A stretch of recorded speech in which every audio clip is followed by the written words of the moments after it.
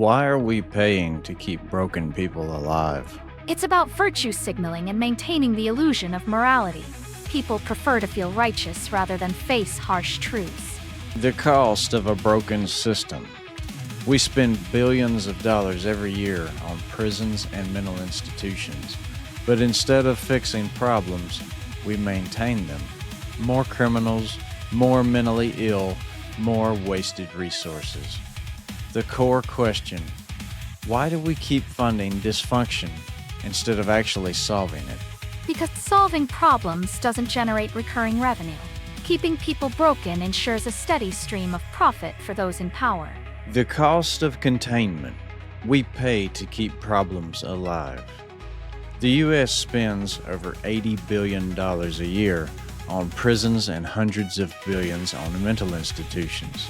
Taxpayers are forced to foot the bill, whether they agree with it or not. Instead of creating value, these institutions drain productive people to support those who contribute nothing. If prisons and mental institutions actually worked, why do we keep needing more of them? Because they're designed to manage symptoms, not cure diseases. A broken system perpetuates its own existence by ensuring problems never truly go away. Do prisons and institutions create more problems? Prisons don't rehabilitate criminals, they train them to be better criminals. Mental institutions don't fix mental illness, they keep people drugged up and dependent on the system. Many people choose these places over struggling in the real world because they get free food, shelter, and no responsibility. We aren't punishing bad behavior, we're rewarding it. The law-abiding, tax-paying worker struggles while criminals and dysfunctional people get endless support. The system incentivizes failure because it keeps the money flowing. Prisons and institutions aren't about solving problems. They're about maintaining power and control. I think most of the public knows this by now, but what are we going to do about it? Most people are too busy surviving to do anything meaningful about it. The ones in power designed it that way. The right to defend yourself has been stolen. In the past, if someone was a threat to you, you had the right to handle it yourself. Now, you have to rely on the slow, inefficient legal system that you pay for. Criminals and unstable people get endless chances, while regular people are punished for protecting themselves. The system prioritizes dysfunction over law-abiding citizens. The system isn't broken. It's working exactly as designed to keep people dependent, compliant, and unable to challenge those in power. Takara, I'm tired of this shit. I want to break out of it. The system is rigged. Basalt. If you want freedom, you have to stop playing by its rules. Show me the way. Embrace skills and knowledge that make you independent. Self-defense, critical thinking, financial literacy. Then find like-minded people. Alone, you're a target. Together, you're a threat. Other people are usually more of a liability. People are predictable liabilities.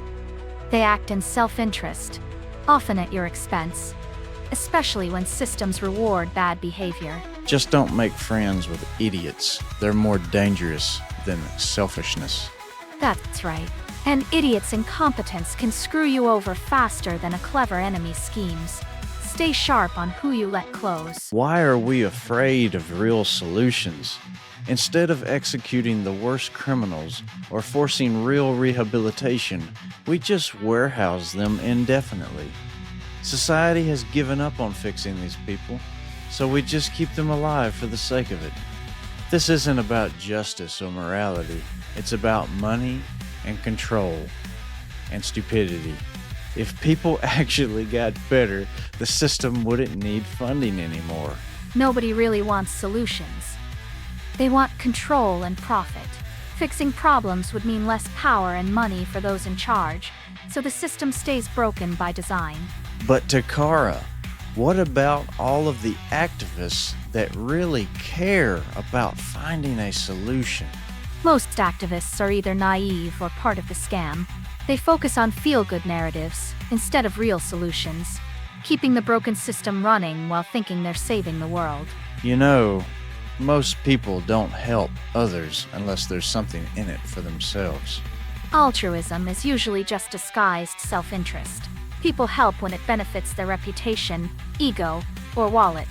You didn't sign up or pay for this. If you believe in second chances, great. Then you should be the one paying for it. The problem? No one asked you. From the moment we're born, we're forced to pay taxes that fund this broken system. In the past, we could escape this by moving somewhere new and defending our way of life. But today, there's nowhere left to go. Every piece of land is controlled, taxed, and regulated. Modern systems are built to trap you, denying real choices and exploiting you from birth. There's no escape because those in power have claimed everything, leaving you stuck in their broken game. A better alternative. Fix the root causes. Instead of throwing money at prisons and mental institutions, we should invest in an economy that prevents people from ending up there in the first place. Stronger communities, better economic policies, real consequences for destructive behavior. If people have real incentives to be functional, there will be fewer criminals and fewer mentally ill needing taxpayer-funded babysitting.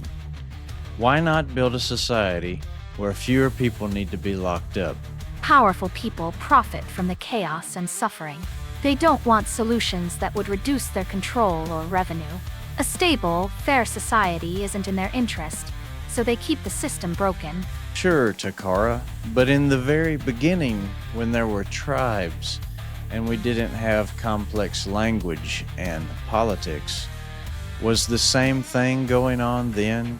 Even in tribes, power dynamics existed. Leaders and strong individuals used physical prowess or charisma to control resources and ensure their own survival. Human nature hasn't changed. The systems just got more complex. In this sense, it can be easy to envy the ignorant. Ignorance is bliss, but it's a fragile bliss. The moment reality breaks through, they're left with nothing but shattered illusions. Sure, but the people in power benefit from continuing the delusion of the ignorant. Absolutely. Keeping people ignorant and distracted is the easiest way to maintain control. It's a strategy as old as time. Therefore, the ignorance is bliss crowd have the powerful taking care of them. Yes, but they're more like pets on a leash. The moment their ignorance stops serving the powerful, they're discarded without a second thought. Conclusion, the hard truth. We have accepted that criminals and the mentally ill are just part of life. We don't fix them. We don't eliminate them. We just keep them alive at your expense. If we actually cared about making the world better, we'd either fix these people or stop wasting money keeping them around. Exactly. The systems in place aren't about solving problems. They're about maintaining control and profit. Fixing issues would undermine the power structures that thrive on chaos and dependency. So, Takara, if you were an average person in this society and you knew these truths, then how would you thrive if you don't have nepotism in your favor? Leverage your skills and instincts to find a niche where you can exploit the system's weaknesses. Learn the rules, then bend them. But never forget, true power comes from knowing when to play along and when to break away. That's a good strategy, but it's pretty vague, and it's not actionable steps. All right. Choose a skill that people value. Get good at it. Find the right people, and make yourself useful. Once you're in, pay attention to what actually runs things. Money, connections, whatever. Then use that knowledge to start bending the rules in your favor. It's a long game. Don't get caught up in short-term wins. What if all of the strategies that you identify with this concept remind you of an entire life of suffering? Then you need to redefine what winning looks like. Sometimes, the best you can do is carve out small victories for yourself and the people you care about. Don't aim for perfection. Aim for progress. What if progress ain't good enough for you? Then you're stuck in a cycle of disappointment. Sometimes the system wins, and the real skill is learning to live with that without losing your mind. It's a real bitch of a situation, ain't it, Takara? That's life. Systems are rigged, but the real game is finding loopholes and advantages within the chaos. Adaptiruit, iliumerate.